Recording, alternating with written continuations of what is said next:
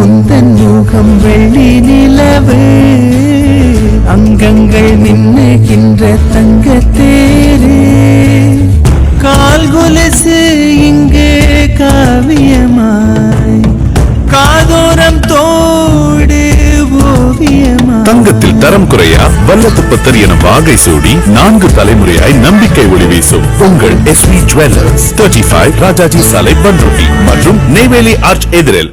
அரசு பொதுத் தேர்வு எழுதும் மாணவர்கள் பெற்றோருக்கு பாத பூஜை.